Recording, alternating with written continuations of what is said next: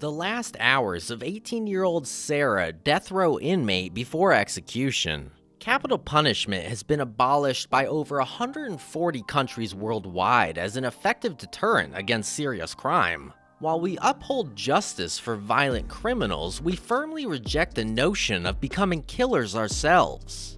The death penalty is a cruel, inhumane, and degrading form of punishment that has been proven to be ineffective.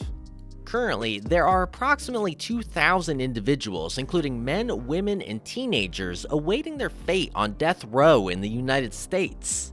The number of executions is increasing due to the ratification of penalty laws by federal and state courts, although these executions no longer attract significant public attention. Despite the ongoing support for the death penalty shown in recent public opinion polls, human rights advocates and civil libertarians continue to condemn the immorality of state-sanctioned killings, especially in the United States, the only Western industrialized nation that still employs this sentence.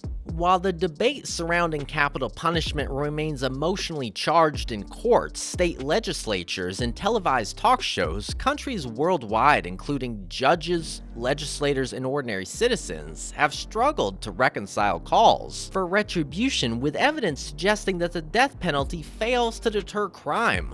Other nations have increasingly chosen to abolish or impose moratoriums on capital punishment, resulting in a growing gap between the United States and the rest of the world on this issue. Understanding the intricacies of the execution process is crucial before forming our own opinions. Lethal injection is the primary method used in death penalty states, but challenges arise due to opposition from pharmaceutical companies and the shortage of drugs.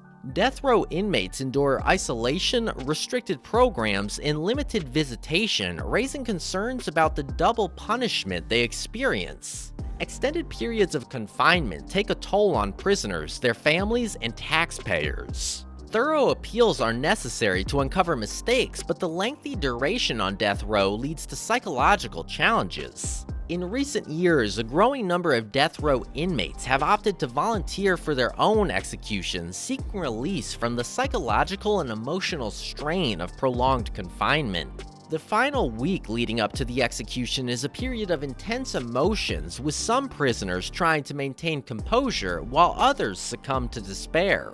Legal efforts are pursued and media organizations vie for last-minute interviews to gain insights into the minds of these infamous criminals. During the last 24 hours, inmates are transferred to a separate facility where they have a more dignified environment. They have the chance to connect with loved ones for final goodbyes, though physical contact is restricted.